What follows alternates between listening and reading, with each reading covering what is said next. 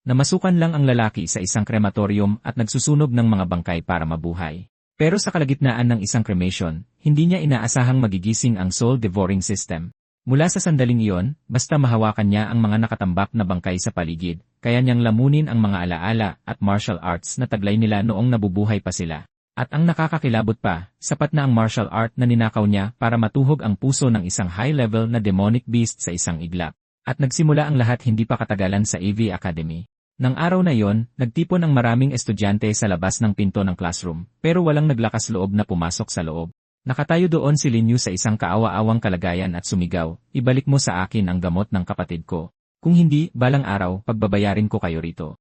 Ngumisi si Zhang Yang. Isang basurang may vitality score na 0.6 lang, may ganang sabihin na magpapabayad siya. Agad na sumingit si Zhao Li. "Lin Yu, 3.5 ang vitality score ni Kuya Zhang. Mas malala ka pa sa karaniwang tao, kaya huwag ka nang mag-astang matapang. Kung hindi dahil sa napakagaling mong kapatid, sa tingin mo ba makakapasok ka sa AV Academy?" Inalog ni Zhang Yang ang bote sa kamay niya at lumapit. "Gustong-gusto mo talaga ang gamot na ito. Sayang nga lang. Gustong-gusto ko lang makita ang desperadong mukha mo." Ang mga basura at henyo ay pinaghihiwalay ng isang pader na hindi mo kailanman malalampasan. Pagkatapos niyang magsalita, inihampas niya ang gamot sa sahig at agad itong nabasag. Pagkatapos, hinawakan ni Zhang Yang sa kwelyo si Lin Yu at inihagis siya ng diretsyo sa tabi ng mga basurahan. Nakatingin ng mababa sa kanya, umisi si Zhang Yang, sa basurahan lang nababagay ang mga basura. Pero nang sandaling iyon, may nagbabala sa kanila mula sa malapit na paparating na ang guro. Saka lang umalis sina Zhang Yang at Zhao Li, parehong may nakakairitang ngiti sa kanilang mga mukha. Tinitigan ni Lin Yu ang natapong gamot sa sahig at nanlumo siya. Ang nutrient solution na iyon ang nagpapanatiling matatag sa kondisyon ng kapatid niya. Ngayong nasira na ito, wala siyang magagawa kundi mag-overtime sa trabaho at bumili ng bago. Kinuyom niya ang kanyang mga kamao at sumumpang maghintay lang ang dalawang hayop na iyon. Darating ang araw, pagbabayarin niya sila. Nang sandaling iyon, isang maputi at malambot na kamay ang biglang lumitaw sa harapan niya. Tiningnan siya ni Lin Xin nang may pag-aalala at malumanay na nagtanong, "Lin Yu, ayos ka lang ba?" Tumayo si Lin Yu, sinabing ayos lang siya, at nagpasalamat sa pagtulong nito sa kanya. Pero sa loob-loob niya, hindi niya maiwasang isipin kung paano ang magiging takbo nito sa isang normal na kwento. Sabay silang uwi pagkatapos ng klase, masasangkot sa isang hindi inaasahang pangyayari, at magiging mas malapit sa isa't isa. Pagkatapos ay mahuhulog ang maganda at mayamang babae sa mahirap na lalaki, kaya gagaan na ang buhay niya magpakailanman. Gayunpaman, mabilis siyang sinampal ng katotohanan. Biglang umalinggaw ang isang boses na nanenermon mula sa kanyang telepono. "Nagbabalak ka bang umabsent sa trabaho? Ang late na. Bakit wala ka pa rito?" Wala nang nagawa si Lin Yu kundi isukbit ang backpack niya at umalis nang walang magawa. Naiwan sa classroom ang munting pangarap na kasesegunda palang sumibol sa isip niya. Sa mundong ito, noong nakaraang siglo, dumaan ang mundo sa isang matinding mutation at bumagsak ang polusyon sa sangkatauhan. Sa pagharap sa sakunang ito, nagsimulang lagpasan ng mga tao ang kanilang pisikal na limitasyon at ginising ang mga supernatural na kapangyarihan. Ang mga taong iyon ay nakilala bilang mga warrior, tinatamasa ang pinakamataas na antas at pribilehiyo, habang sumusugod sila sa unahan para ipagtanggol ang sangkatauhan. Matapos opisyal na pumasok ang mundo sa unang taon ng High Martial Era, nakatuklas ang sangkatauhan ng isang nakakakilabot na bagay.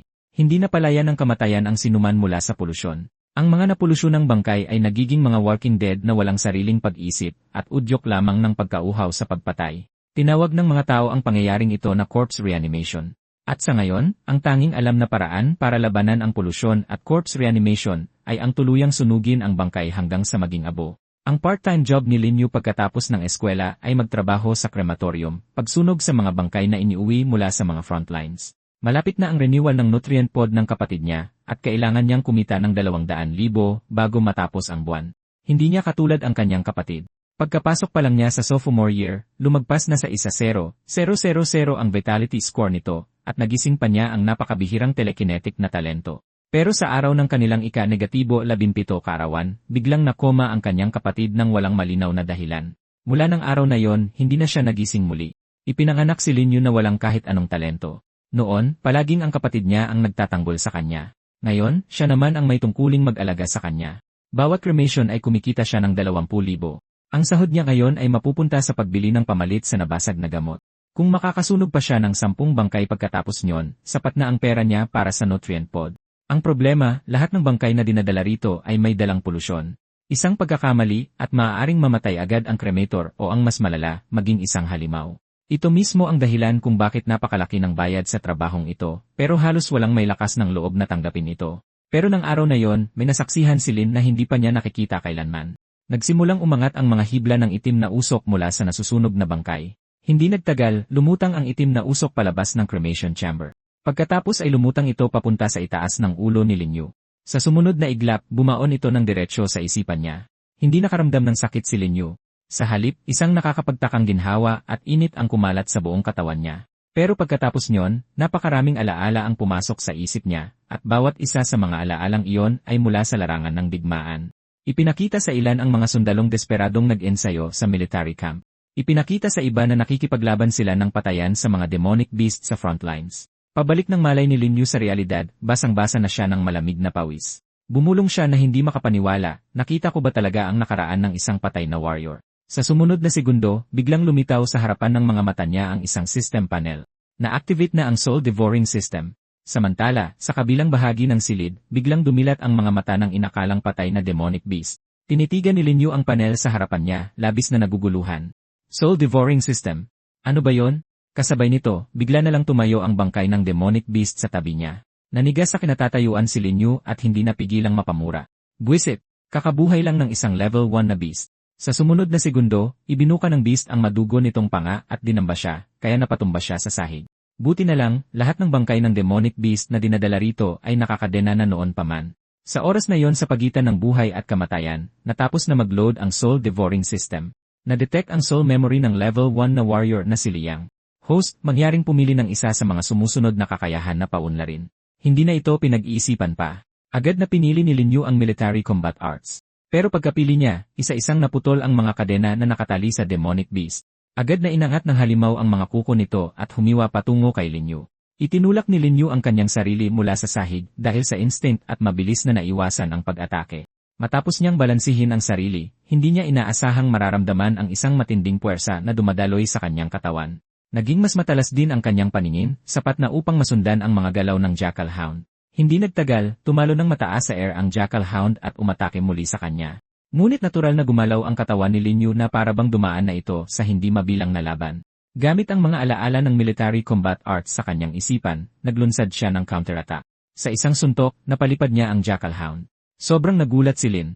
Kailan pa ako naging ganito kalakas? Pagkatapos ay lumabas na naman ang system prompt. Sa laban na ito, tumaas ng isang level ang military combat arts ng host. Napatunga nga si Lin Yu.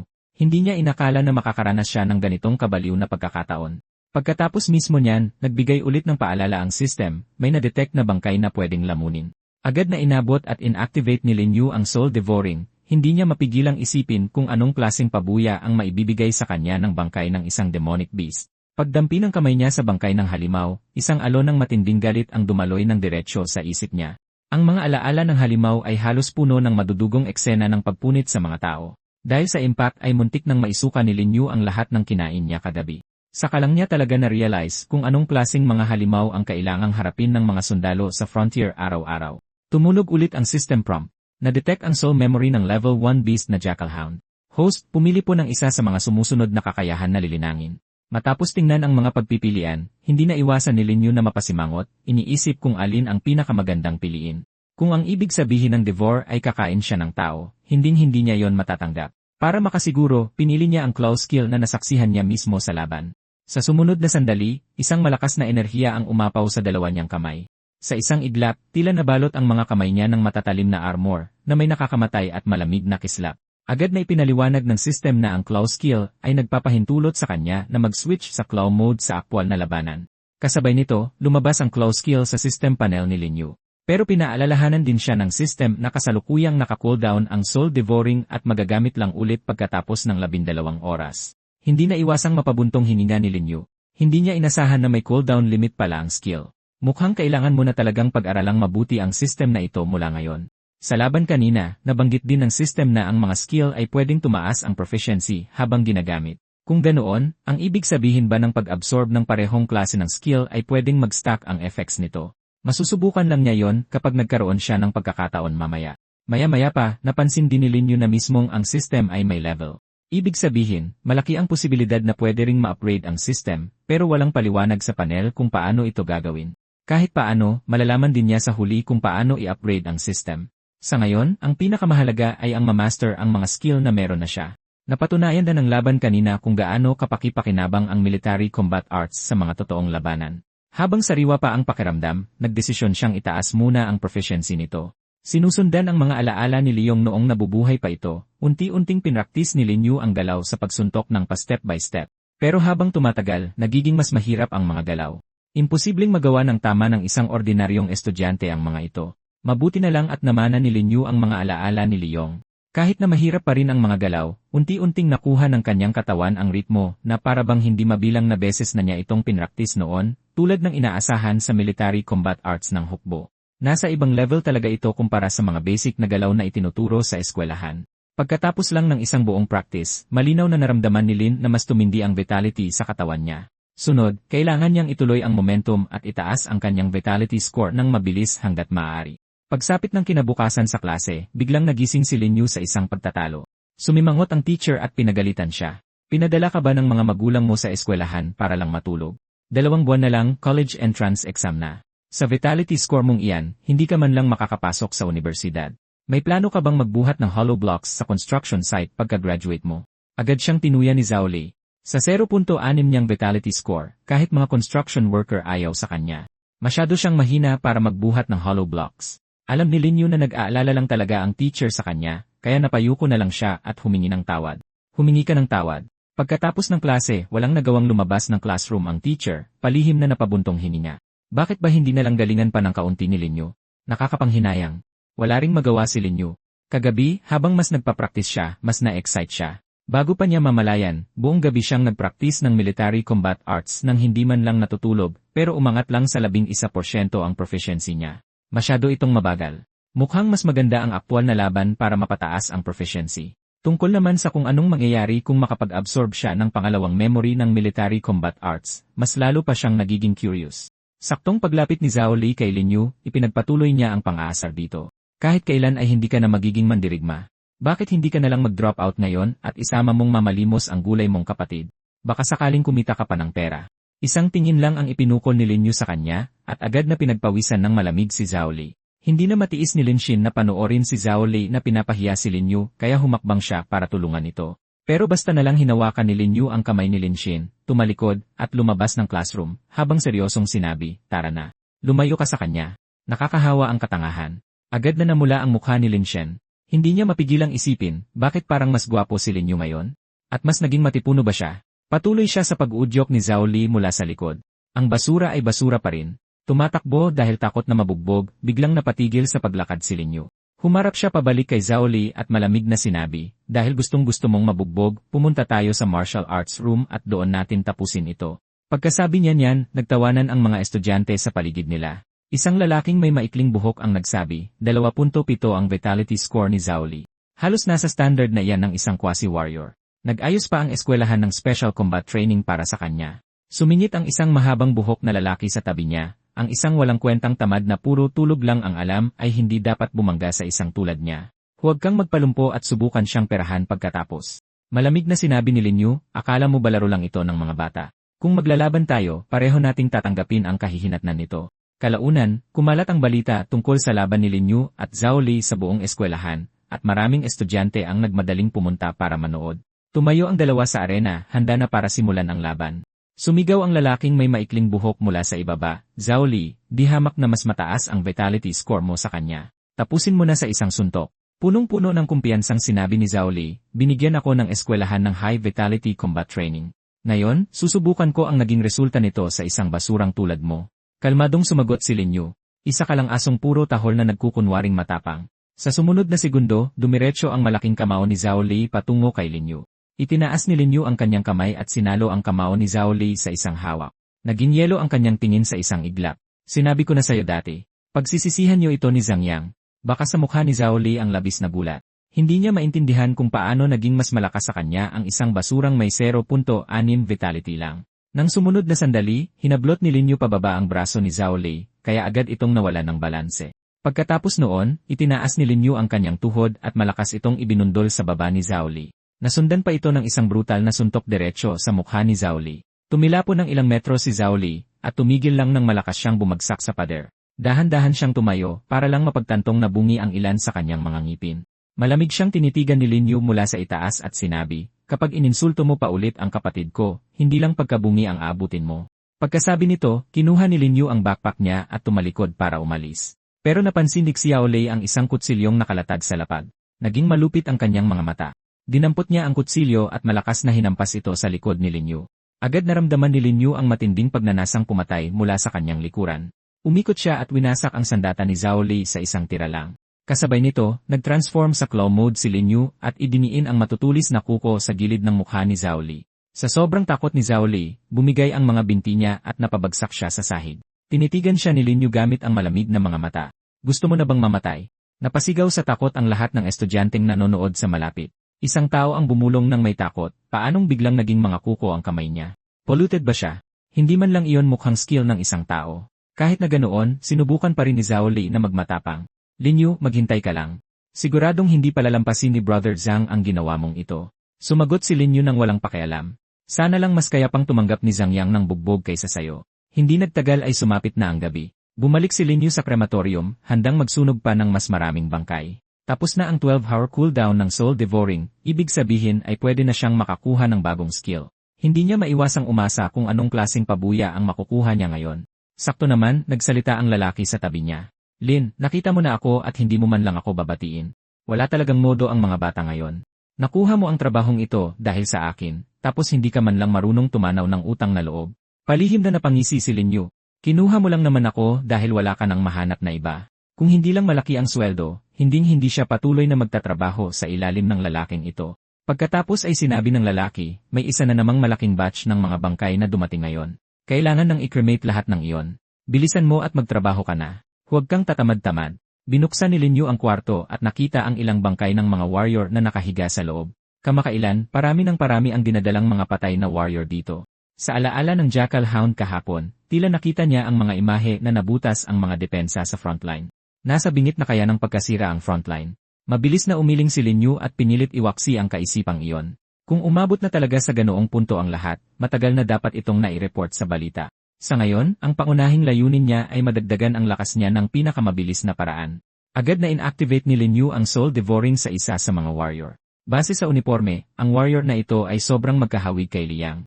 Baka sa pagkakataong ito, makakuha na siya ng mas pinagandang bersyon ng military combat arts. Matapos ubusin ni Lin Yu ang mga alaala ng mga warrior, nagpakita agad ang system ng isang prompt host. Pumili ng isa sa sumusunod na 3 abilidad para sanayin.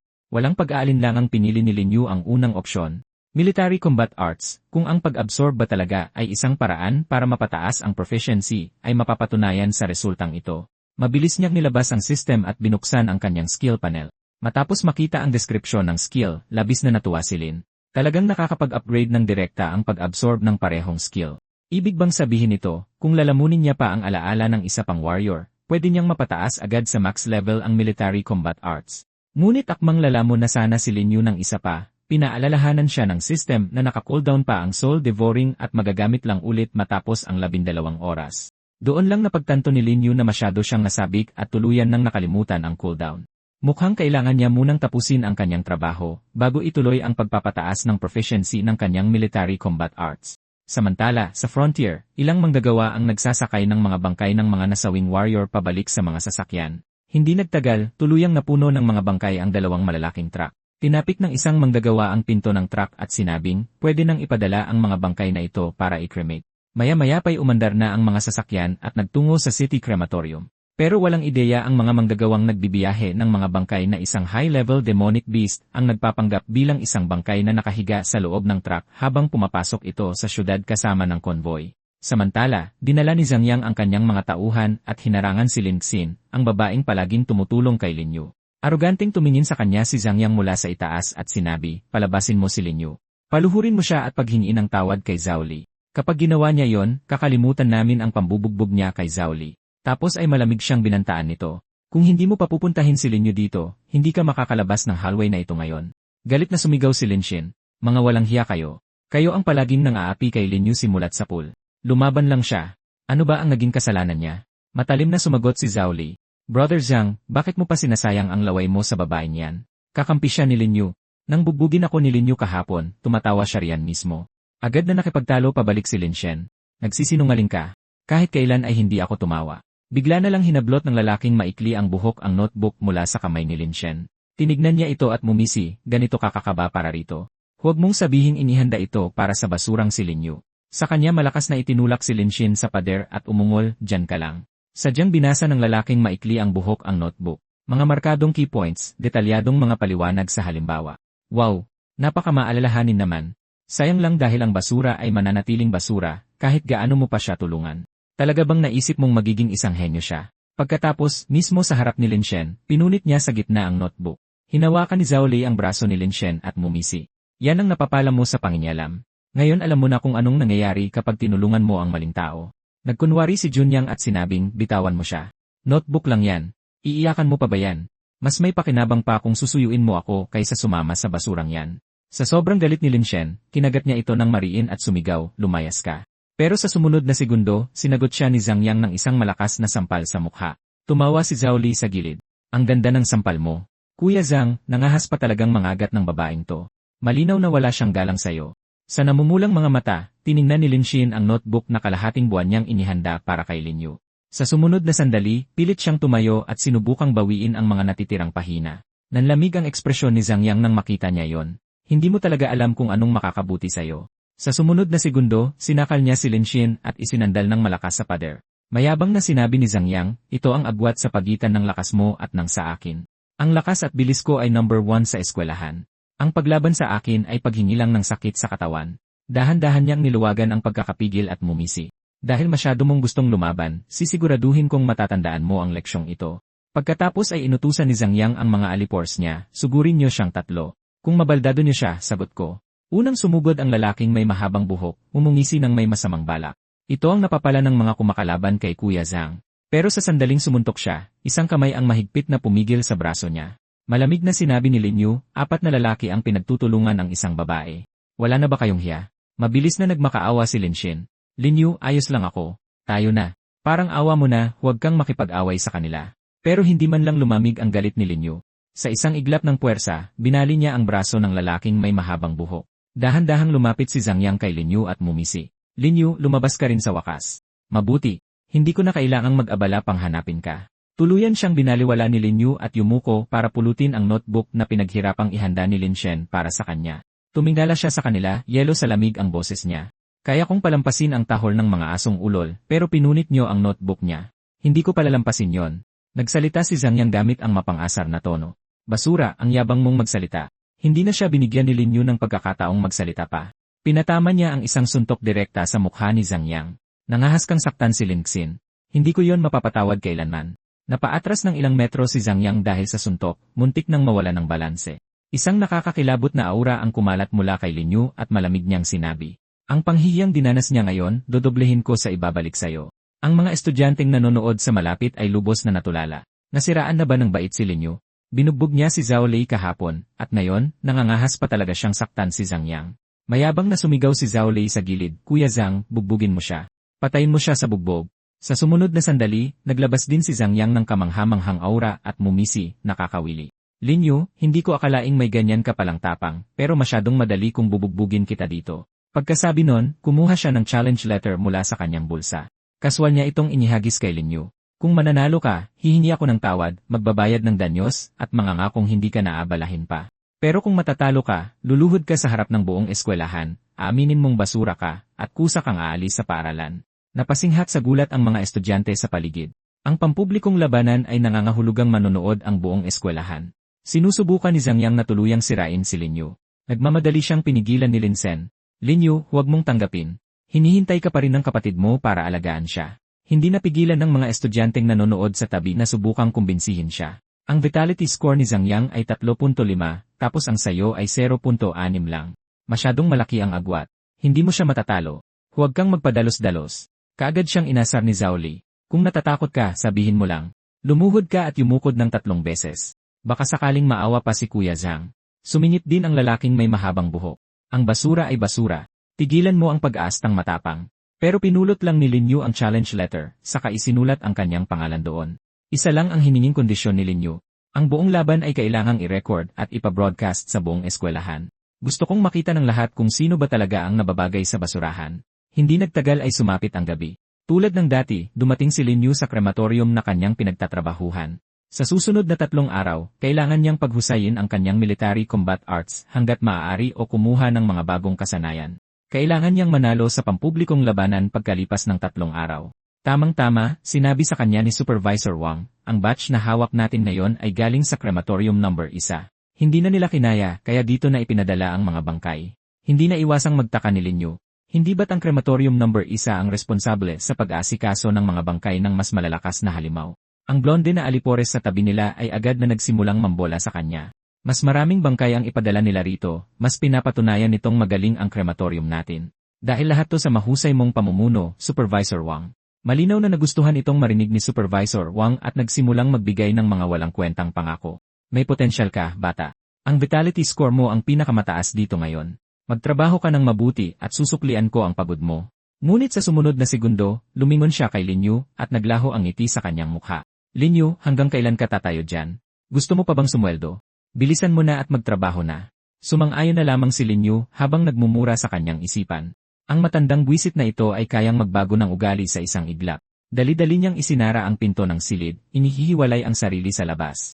Samantala, nag-overtime din ang lalaking blonde ang buhok upang iproseso ang mga bangkay ng demonic beast, ngunit wala siyang kamalay-malay na isang madilim at masamang aura ang tahimik na bumabalot sa kanya. Nang lumingon ang lalaking blonde ang buhok, isang high-level demonic beast na ang tahimik na lumitaw sa kanyang likuran. Sa isang iglap, pinaslang siya sa loob ng silid. Nakaramdam ng matinding kakaiba si Lin Yu sa labas ng pinto, na tila ba nakarinig siya ng sumigaw. Ngunit tumagal lamang ng ilang segundo ang tunog bago tumahimik muling ang lahat. Kumunot ang noo ni Lin Yu, inisip na namali lamang siya ng dinig, at nagpa siyang mag-focus na lang muna sa pagtatapos ng trabaho. Pagtingin niya sa mga nagkalat na bangkay ng demonic beast sa sahig, siya ay napaisip. Mukhang hindi niya mapapabuti ang kanyang military combat arts ngayon, ngunit kahit papaano ay mabuti na rin kaunti ang mga namatay na sundalo mula sa frontline. Hindi nagtagal, mabilis na napansin ni Lin Yu na may mali sa buntot ng isang bangkay ng halimaw. Ganyan na ba ang kulay niyan kanina? Ang mas nakapagtataka pa, unti-unting nagpapalit ng kulay ang buntot. Aabutin na sana ni Lin Yu ang buntot para alamin kung bakit ito nagbabago nang biglang sumulpot ang isang high-level demonic beast, ibinuka ang dugo ang panga nito at direktang sumugod sa kanya. Dahil sa nakita, nablangko ang isip ni Lin Yu ng isang sandali. Ngunit otomatikong gumalaw ang kanyang katawan, kaya muntikan na siyang makaiwas sa atake. Nang makitang sumablay ang atake nito, agad na inactivate ng halimaw ang invisibility skill nito. Pinagpawisan ng malamig si Lin Yu. Agad siyang yumuko at inihanda ang sarili, mabilis na sinusuri ang sitwasyon. Hindi gumapang palabas ng bangkay ang bagay na ito. Nagpanggap itong nabubulok na laman. Isang halimaw ang gumamit ng paraang ito para makapasok sa isang lungsod ng mga tao. Agad na napagtanto ni Lin Yu na kung wala siyang gagawin, malapit nang maging isang impyerno ang lugar na ito. Ipinikit niya ang kanyang mga mata, pinatalas ang lahat ng pandama, at umasa sa pananaw mula sa kanyang military combat arts para maghanap ng pagkakataon. Di nagtagal, naramdaman niya ang aura ng halimaw sa hindi kalayuan. Hinawakan ni Lin Yu ang kagamitang karaniwan niyang ginagamit sa trabaho sa cremation. Sa susunod na segundo, ibinuhos niya ang lahat ng kanyang lakas at inihagis ang kagamitan papunta sa posisyon ng halimaw. Nang tumama ang kagamitan sa halimaw, nawala ang invisibility nito at nagpakita ang tunay nitong anyo. Dahil nabisto na ito, tumigil na ang halimaw sa pagtatago at sumugod kay Lin Yu gamit ang matatalas nitong kuko. Inactivate ni Lin Yu ang kanyang claw ng isang hakbang na mas mabilis at direktang tinarak ito sa puso ng halimaw. Pagkatapos ay malakas niyang inihagis ang katawan ng halimaw sa gilid. Agad na chinek ni Lin Yu ang bahagi kung saan siya nadaplisan ng halimaw. Mabuti na lang at ang kanyang level 2 military combat arts ay nakatulong sa kanya para mahulaan ang direksyon ng atake ng maaga. Maliit na galos lamang iyon at hindi siya na-infect. Nang oras na iyon, isang alarma ang tumunog sa mga speaker. Atensyon sa lahat. May nagpakitang mga phantom scale invisible beast sa room 3,714. Lumikas kaagad sa central safe room at hintayin ang tulong ng militar. Hindi na sinayang ni Lin Yu ang kahit isang segundo at mabilis na binuksan ang pinto ng silid. Matapos maingat na kumpirmahin na walang nagaganap na abilidad sa labas, maingat siyang lumabas. Ngunit nang mapatingin siya sa ibaba, napagtanto niya na ang sigaw na narinig niya kanina ay galing sa lalaking blonde ang buhok. Nagmura si Lin sa kanyang isipan kung gaano karaming halimaw ang nakapasok sa lugar na ito. Paglingon niya, nakita niya si Supervisor Wang at ang iba pa na hinahabol ng isang kawan ng mga halimaw. Dahil gusto silang iligtas, inihagis ni Lin Yu ang dalang sandata, at napilitan ang mga halimaw na itutok ang pansin sa kanya. Dahil sa ataking iyon ay bumagsak ang isa sa mga halimaw. Sa kabilang banda, binuksan na ng mga staff ang safe room at sumisigaw na papasukin ang lahat kaagad. Ang tanging magagawa na lamang ng lahat ay tumakbo papunta sa safe room ng buong bilis. Alam ni Lin Yu ang kanyang mga limitasyon. Hindi niya kayang labanan ang ganitong karaming halimaw ng sabay-sabay. Kaya ang pag-atras sa safe zone at paghihintay ng saklolo ang pinakaligtas na desisyon. Pero biglang may nangyaring masama. Biglang itinulak ni Supervisor Wang si Lin Yu sa likuran niya. Lumingon siya at mumisi. Ang walang silbing bata na tulad niya ay nababagay lang dito. Mukhang kailangan mong magsakripisyo para sa grupo. Sa sumunod na segundo, dinaluhong si Lin Yu ng isang halimaw at bumagsak sa lupa. Nagmura siya. Buwisit, mga walang utang na loob.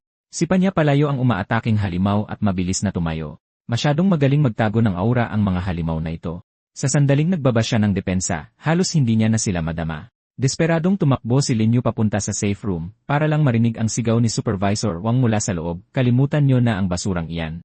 Isara niyo ang pinto. Umungal si Lin Yu, teka, tarantado ka. Pero huli na siya ng isang hakbang. Malakas na sumara ang pinto ng safe room. Nakulong siya mag-isa sa labas, napilitang harapin ang mga halimaw ng mag-isa. Lumingon si Lin Yu at nakita ang 4 na halimaw na nakatitig sa kanya, na parang mga maninilang handang sumunggab. Sa halip na magpanik, pinilit niyang manatiling kalmado. Malamang na alam ng 4 na halimaw na ito kung paano magtulungan. Hindi na muling bubukas ang pinto at hindi na pagpipilian ang pagtakbo. Kailangan niyang humanap ng paraan para lumaban. Humarap sa mas mapanganib pang mga sitwasyon ang mga sundalo sa frontline kaysa rito, ngunit nagawa pa rin nilang pagtagumpayan ang takot nila at matapang na lumaban. Dahil namana ni Lin Yu ang kanilang mga kasanayan, hindi niya pwedeng ipahiya ang mga mandirigmang nagprotekta sa bansa. Isa pa, naghihintay pa rin ang kanyang kapatid na babae na iligtas niya ito. Hindi siya pwedeng mamatay rito. Sa sumunod na segundo, humakbang paabante si Lin Yu at direktang sumugod sa halimaw na nasa harapan. Halatang nagulat ang halimaw. Tila nalito ito at nagtaka kung bakit nakikita pa rin ito ng taong ito kahit na nag-invisible na ito. Pero wala itong ideya na bistado na ni Lin Yu ang mga panlilinlang nito. Dahil sa aktwal na labanan, mas tumaas pa ang kahusayan ng kanyang military combat arts.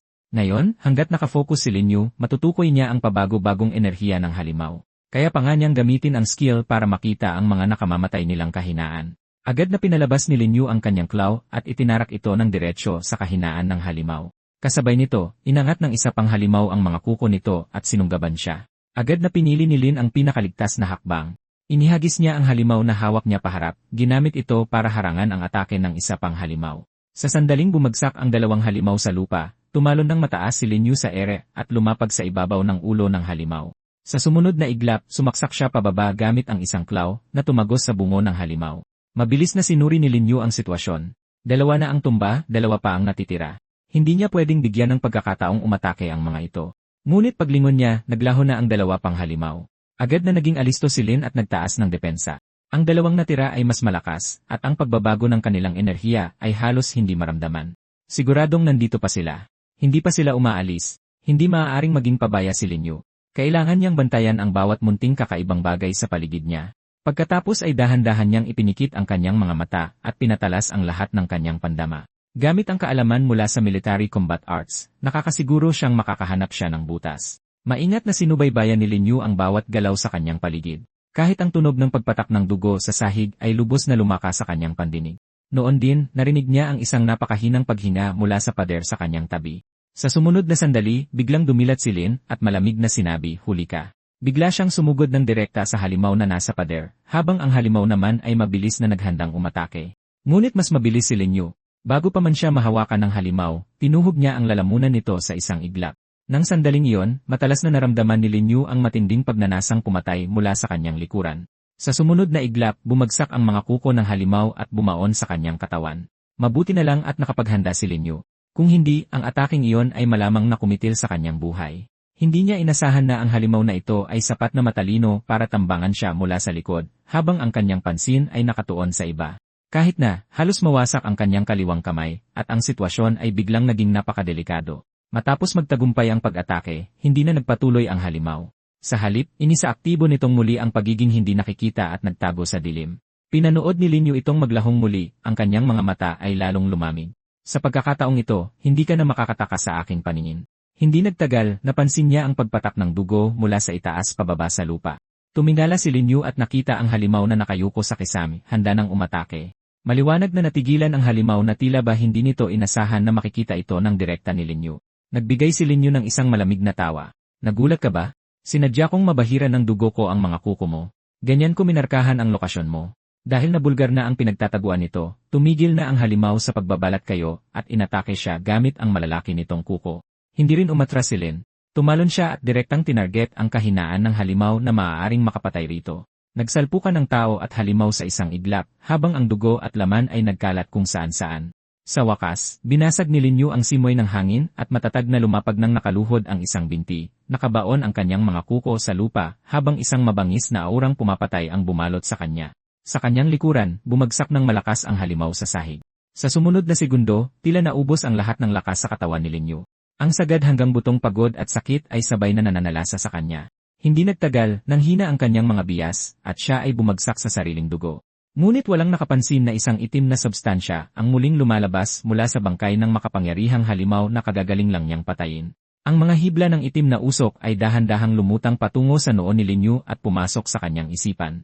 Saktong dumating si Kapitan Chen Zhen at ang kanyang koponan sa tamang oras. Agad na nagtatakbong lumabas si Supervisor Wang na nagtatago sa loob ng safe room. Kaagad na nagbigay ng utos si Chen Zhen. Ligtas na ang lugar. Lahat ay manatiling handa sa labanan. Team 1, tulungan niyo ang mga nakaligtas. Team 2, suriin niyo ang lugar. Yumuko siya upang suriin ang nakamamatay na sugat ng halimaw. Ang pagkakagising nito ay hindi pantay at magulo, malinaw na hindi gawa ng ordinaryong armas. Kalaunan, sinabi ng isa sa kanyang mga tauhan, Kapitan, buhay pa ang batang ito. Nabigla si Chen Zhen. Itinuro ni Supervisor Wang ang kamay ni Lin Yu. Gulat na gulat ang kanyang mukha. Ang kanyang kamay. Agad na itinaas ng mga miyembro ng koponan ni Chen Zhen ang kanilang mga armas at mahinang sinabi, Kapitan, nahawaan siya habang wala siyang malay. Kailangan na natin siyang patayin agad. Kung hindi, magiging halimaw siya. Ngunit itinaas ni Chen Zhen ang kanyang kamay para pigilan sila at malamig na sinabi, ibaba ang mga sandata. Malinaw na nagmutate ang kanyang kamay. Sumigaw ng may pag-aalala at kaba si Supervisor Wang. Ano pa bang hinihintay nyo? Kapag nagising siya, patay tayong lahat. Pero ang totoo niyang iniisip ay hindi maaaring hayaang mabuhay si Lin Yu. Dahil kung hindi, mabubunyag ang katotohanan tungkol sa pagtulak niya kay Lin Yu sa bingit ng kamatayan. Ngunit sa sumunod na segundo, idiniin ni Chen Zhen ang isang patalim sa lig ni Supervisor Wang at malamig na sinabi, manahimik ka. Magsalita ka pa ng isa at ikaw ang uunahin ko. Pagkatapos, sinuri ni Chen Zhen ang lugar. Ang mga bakas ng labanan sa paligid dito, kasama ng laman at kaliskis na naiwan sa pagitan ng kanyang mga daliri, lahat ito ay nagpapatunay na pinatay niya itong 4 na Phantom Scale. Natigilan ang mga kasamahan sa tabi niya. Kahit ang buo nating squad ay mahihirapan laban sa 4 na Phantom Scale ng sabay-sabay. Tinalo ng batang ito ang lahat ng mag-isa. Agad na sinabi ni Supervisor Wang, ang vitality score ng batang ito ay 0.6 lang. Kung hindi siya nahawaan, paano niya posibleng magawa yon? Ang pagpatay sa kanya ang pinakaligtas na paraan. Hindi tayo maaaring mag-iwan ng banta. Tumingin si Chen Zhen sa walang malay na si Lin Yu at napaisip. 0.6 vitality, pero mag-isa siyang nakapatay ng 4 na Phantom Scale Beasts. Maaari kayang isang uri ng henyo ang batang ito. Pagkatapos ay tumingin siya kay Supervisor Wang at malamig na sinabi, ang tunay na polusyon ay hindi na maibabalik. Dahil bumalik na siya sa normal, ibig sabihin ay walang problema. Bakit ka ba masyadong nagmamadali? Agad na nanghina si Supervisor Wang at nauutal siyang sinabi, ako ay nag-aalala lang sa kaligtasan ng lahat. Direktang pinutol ni Chen Zhen ang kanyang sasabihin. Kulang tayo sa tauhan ngayon at ang mataas na talentong pangkumbat ang eksaktong kailangan natin. Kami na ang bahala rito. Hindi nagtagal, dinala si Lin Yu sa ospital upang magamot. Nang muli siyang magkamalay, nakita niya ang sariling nakahiga sa isang silid ng ospital. Nakaupo sa tabi niya si Chen Zhen at sinabi, ayos ka na ngayon. Nakaligtas ka. Agad na naging alerto si Lin Yu at nagtanong, sino ka? Ipinakita ni Chen Zhen ang kanyang Ang pangalan ko ay Chen Zhen. Ako ang kapitan ng Pollution Cleanup Squad ng distritong ito. Pagkatapos ay humingi siya ng tawad kay Lin Yu. Ang pagsalakay ng halimaw kagabi ay aming pananagutan. Hindi kami nakarating sa tamang oras at inilagay ka namin sa panganib. Mabilis na sinabi ni Lin Yu, ayos lang. Masyadong biglaan ang mga pangyayari. Wala kang paraan para lubos na mahulaan yon. Seryosong tumingin sa kanya si Chen Zhen. Bata, mag-isa mong napatay ang 4 na Phantom Scale, at isa pa doon ay Elite Level. Malaki ang naitulong mo sa amin ngayon. Pagkatapos ay diretsahang sinabi ni Chen Zhen ang kanyang pakay. Gusto mo bang maging isang mandirigma at sumali sa amin? Nagliwanag ang mga mata ni Lin Yu. Pwede ba talaga akong sumali sa inyo? Bahagyang nagulat si Chen Zhen. Karamihan sa mga tao ay mag-aalangan ng kaunti pagkatapos marinig iyon. Pero ganito kakasabi. May dahilan ka ba kung bakit kailangan mong maging isang mandirigma? Bahagyang naantig si Chen Zhen sa sagot ni Lin Yu. Sa krematorium, nakakita ako ng napakaraming halimaw at napakaraming mandirigma na namatay ng magiting. Kamakailan, parami ang mga mandirigmang nagbubuwis ng buhay. Imbes na maupo na lang at maghintay ng sakuna, mas gugustuhin kong lumaban para protektahan ang aking pamilya. Tinapik ni Chen Zhen ang kanyang balikat. Pero kung gusto mong sumali sa squad, kailangan mo munang pumasa sa warrior selection trial. Sa kaibuturan niya, inisip niyang ang batang ito ay hindi lang may lakas, kundi may determinasyon din na isugal ang lahat para sa kanyang pamilya. Siguradong isa siyang magandang pag-asa. Ngunit yumuko si Lin Yu at sinabing, ang trial ay nangangailangan ng personal vitality score na hindi bababa sa 3 para makasali. Ang akin ay 0.6 lang. Hindi ako kwalipikado. Klarong pumunta ng handa si Chen Zhen. Inabutan niya si Lin Yu ng isang recommendation letter na may pirma niya. Pagkatapos ay lumingon siya at sinabing, magsisimula ang selection trial sa loob ng 1 buwan. Maghanda ka ng mabuti. Habang hawak ang recommendation letter, napuno ng tuwa si Lin Yu. Kapag naging mandirigma na siya, magkakaroon siya ng access sa pinakamagagandang medical resources. Baka sakaling magkaroon ng paraan para mapagaling ang kanyang kapatid. Kasabay noon, tumunog ang prompt ng system. Natukoy ang soul memory ng isang elite level phantom scale. Sumigla si Lin Yu. Ito ba ang kaluluwa ng huling halimaw kahapon? Mukhang hindi naman nauwi sa wala ang malupit na labanang iyon. Nagpatuloy ang system, host, mangyaring pumili ng isa sa mga sumusunod na kakayahan para linangin. Tiningnan ni Lin Yu ang mga pagpipilian at napaisip. Alin ang dapat niyang piliin? Matibay ang skill armor at kayang harangan ang matinding pinsala. Mapapataas ng claw enhancement ang skill level at mas mapapalakas ang kanyang atake. Ngunit ang talagang karapat-dapat na tawaging nakakabaliw ay ang aura concealment. Kung hindi dahil sa mga patak ng dugong sinadya niyang iwan, halos maging perpekto ang aura concealment ng Elite Phantom. Mabilis na gumawa ng desisyon si Lin Yu. Ito na yon, isang invisible cheat skill. Ipinaliwanag ng system, nakadepende sa stamina ng host ang itatagal ng aura concealment. Maaaring itagong mabuti ng host ang sarili niyang aura at makibagay sa paligid. Gayunpaman, kaka-obtain pa lang ni Lin Yu ng skill, kaya hindi pa perpekto ang epekto ng pagtatago. Mukhang kakailanganin pa niya itong sanayin.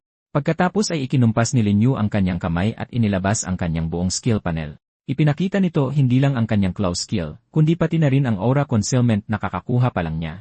Dahil kailangan muna niyang magpagaling sa ospital mayon at hindi pa pwedeng gamitin ang soul devouring, na pagpasyahan niyang sanayin muna ng sagad ang mga kasalukuyan niyang skill. Sa ganoong paraan, sa duelo nila ni Zhang Yang sa susunod na linggo, magkakaroon pa siya ng isang alas. Sa mga sumunod na araw, patuloy na sinanay ni Lin Yu ang aura concealment sa natural na kapaligiran. Ang skill na ito ay hindi simpleng pagiging hindi nakikita. Pinayagan siya nitong maging bahagi ng kanyang paligid. Ngunit noong una siyang nagsimulang magsanay, hindi man lang niya malinlang ang isang ibon, kaya wala siyang magawa kundi hasain ang mga batayan ng hakbang-hakbang. Kailangan niyang gayahin ang mga halimaw na iyon, kontrolin ang sariling enerhiya hanggat maaari, i-compress ang aura sa loob ng kanyang katawan, at gamitin iyon bilang gasolina para sa skill. Sa pamamagitan ng walang sawang pagsasanay ni Lin Yu, patuloy na bumuti ang saklaw at lalim ng kanyang pagtatago. Kung magpapatuloy siya sa pamamaraang ito, naniwala siyang malapit na niyang tunay na mamaster ang skill. Ang perpektong resulta ay ang pagtayo sa harap ng salamin at hindi maipakita ng salamin ang kanyang bulto. Pagkatapos ng paulit-ulit na paghahambing at pagsasanay, iniunat muli ni Lin Yu ang kanyang kamay, at sa pagkakataong ito, hindi na nakita sa salamin ang kanyang braso. Gayunpaman, ang kasalukuyang epekto ay nagtatago lamang sa kalahati ng kanyang katawan. Kailangan pa ng mas matinding pagsasanay para sa natitirang kalahati. Sa wakas, tumunog ang prompt ng system. Tumaas ng 5% ang husay sa aura concealment. Napangiti ng bahagya si Lin Yu. Sa wakas ay nabubuo na ang aura concealment. Ipapakita niya kay Zhang Yang kung sino ang totoong basura. Samantala, sa loob ng training field ng AV Academy, nag-uusap-usap na ang mga estudyanteng dumalo para manood. Ito ang unang beses na manonood tayo ng isang public duel. Diba? Hindi lang basta mapapatalsik si Lin Yu sa pagkakataong ito. Mawawala rin ang lahat ng kanyang dignidad. Isang 0.6 vitality na talunan lalaban sa henyong tulad ni Zhang Yang. Hindi ba't isa lang itong bugbugang walang laban na papanoorin mula sa mga upuan ng manonood? Nag-aalala pa rin si Lin Xin. Ilang araw na lumiban si Lin Yu. May masama kaya talagang nangyari sa kanya. Sa kabilang banda, mukhang mayabang si Zhao Lei nang sabihin niya kay Zhang Yang, Brother Zhang, handa na ang mga bitag sa entablado. Ngayong araw, hindi na makakalabas ng buo si Lin Yu. Dahan-dahang humakbang pasulong si Zhang Yang. Isang nakakatakot na presyon ang biglang sumabog mula sa kanya. Pag-akyat sa arena, mayabang na sumigaw si Zhang Yang, asan na ang basurang si Lin Yu? Huwag mong sabihin sa sobrang takot niya nag-drop out na siya. Napabuntong hininga rin ang instruktor sa malapit. Ang batang iyan na si Lin Yu talagang hindi alam ang kanyang limitasyon. Siguradong mapapatalsik na siya sa pagkakataong ito. Ngunit sa kabilang banda, biglang nagbukas ang mga pinto ng training field dahil sa isang hindi nakikitang aura. Dahan-dahang lumitaw ang bulto ni Lin Yu sa paningin ng lahat. Pagkatapak pa lang niya sa arena, agad niyang napansin na medyo kakaiba ang kulay ng sahig malapit sa gilid ng entablado. Tiningnan siya ni Zhang Yang at mumisi. Dumating ka rin sa wakas. Akala ko tumakas ka na bago ang laban. Matapang na sumagot si Lin Yu. Dapat mong intindihin kung paano kaluluhod at hihingi ng tawad mamaya. Dumilim ang ekspresyon ni Zhang Yang at inuna niyang umatake. Nang makita kung gaano kabilis ang atake ni Zhang Yang, hindi ito sinalubong ni Lin Yu ng harapan. Pinili muna niyang umiwas at humanap ng pagkakataong makaganti. Umatake si Zhang Yang habang umingisi, Lin Yu, kung umiwas lang ang alam mo, mamamatay ka rin sa arena na ito. Pagkatapos niyon, naging mas mabangis pa ang mga atake ni Zhang Yang. Wala nang nagawa si Lin Yu kundi dumipensa muna at maghintay ng tamang pagkakataon. Nang makitang patuloy na naiipit si Lin Yu, nasasabik na sumigaw si Zhao Li. Kuya Zhang, durugin mo siya. Ipakita mo sa basurang yan ang totoong agwat sa lakas. Hindi nagtagal na itulak si Lin Yu hanggang sa dulo ng arena. Dahil wala nang matakbuhan si Lin Yu, tumalon sa ere si Zhang Yang. Agad na tumaas ng ilang level ang kanyang aura, at namuo ang nakakapanindig balahib na enerhiya sa kanyang kamao. Sa sandaling tatama na ang suntok na iyon sa katawan ni Lin Yu, hindi man lang siya nataranta. Sa katunayan, mumiti pa siya. Sa sumunod na saglit, inactivate ni Lin Yu ang aura concealment, kaya tumagos lang ang atake ni Zhang Yang sa naiwang anino niya at tuluyang sumala. Nang makita ito ni Lin Xin, sa wakas ay sumilay ang ngiti sa kanyang labi. Napatunganga ang mga manonood sa paligid. Hindi ko inasahan na may itinatago pang tira si Lin Yu. Talagang naglaho siya sa arena. Sa sobrang kahihiyan, naggitnit ang ngipin ni Zhang Yan sa galit. Huwag mong isiping mananalo ka sa ganyang murang taktika. Nagsimula siyang magwala at sumuntok kung saan-saan, ngunit hangin lang ang kanyang tinatamaan. Ngunit palaging nahahanap ni Lin Yu ang butas sa kanyang mga atake, at binibira siya ng mabibigat na suntok. Sa isang tira, nabasag ni Lin Yu ang armor na suot ni John Yang. Nagalit ng husto si John Yang at agad inutusan si Zhao Li na buhayin ang mga patibong, upang piliting lumabas si Lin Yu. Hindi nagtagal, dumaloy ang libu-libong boltahe ng kuryente sa mga rehas. Maging ang mga gilid ng arena ay nagbuga ng apoy na kayang tumunaw ng bakal. Humalakhak ng malakas si Zhang Yang. Lin Yu, magpakita ka. Wala ka nang matatakbuhan ngayon. Sumigaw ang instruktor mula sa gilid, Zhang Yang, patayin mo agad ang mga patibong. Lumalabag ka sa mga patakaran ng labanan. Ngumiti ng nakakakilabot si Zhang Yang. Ako ang gumagawa ng batas dito. Dahil sa abala ng matinding init at kuryente, hindi naganap na nakasama sa paligid ang aura concealment ni Lin Yu. Biglang naging hibang si Zhang Yang. Lin Yu, nahanap na kita, munting daga. Pagkatapos ay binitiwan niya ang malakas na suntok sa pwesto kung nasaan kanina si Lin Yu. Sa kabutihang palad, sapat ang liksi ni Lin Yu para makaiwas sa atake. Alam niyang kung sasalubungin niya ang purong lakas ni Zhang Yan, wala siyang panama. Kailangan muna niyang hanapin ang kahinaan nito bago tumira ng isang malakas na dalaw. Hindi nagtagal, sumugod si Zhang Lang kay Lin Yu suot ang kanyang armor. Pagtingin sa armor na bumabalot sa buong katawan ni Zhang Yan, alam ni Lin Yu na mahirap itong kalabanin. Pero dahil umiikot ang enerhiya sa loob ng armor, tiyak na may pinanggagalingan ito. Kapag naputol niya ang pinagmumulan nito, maaari niyang mapahina ang armor. Kaya agad na ginamit ni Lin Yu ang detection ability ng military combat arts upang tutukan ang pinagmumulan ng enerhiya. Napakabilis niya itong nahanap malapit sa ibabang bahagi ng tiyan ni Zhang Yang. Sa puntong ito, unti-unti nang nakasanayan ni Lin Yu ang nag-aapoy na paligid. Inactivate niyang muli ang aura concealment at umiwas sa malupit na attack ni Zhang Yang. Nang makitang naglaho muli si Lin Yu sa harap niya, labis na nagalit si Zhang Yang. Agad niya itong hinamak. Ang basura ay mananatiling basura. Puro madaduming taktika lang ang alam mo. Habang hindi pa matukoy ni Zhang Yang ang kanyang posisyon, pinalabas ni Lin Yu ang kanyang claw at sinaksak ang dibdib ni Zhang Yang. Bumaon ang matulis na saksak sa armor, dahilan upang kumalat ang alon ng enerhiya sa hangin. Ngunit mabilis na nagulat si Lin Yu nang matuklasang kahit ang napakamamatay niyang claw ay hindi kayang tumagos sa armor. Ngumisi ng nakakakilabot si Zhang Yang.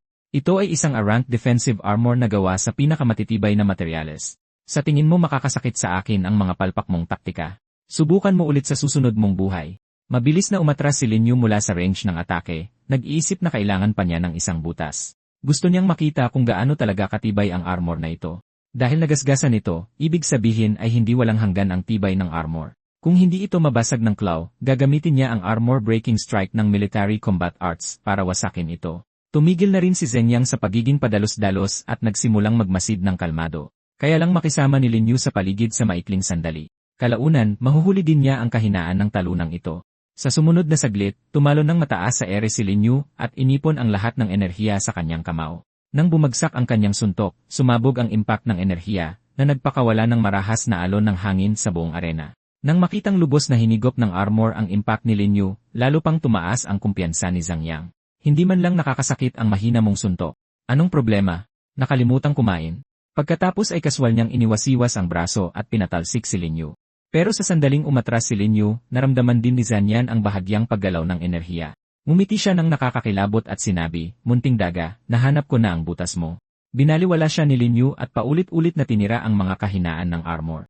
Biglang iniangat ni Zanyan ang kanyang tuhod paitaas at pinatalsik si Lin Yu ng ilang metro pabalik. Ngumisi siya. "Arank ang depensang ito. Kahit ilang beses mo pa itong tirahin, hinding-hindi mo ito mababasag." Hindi sineseryoso ni Lin Yu ang kanyang mga sinabi. Habang umiiwas, patuloy siyang umaatake sa mga mahihinang bahagi ng armor.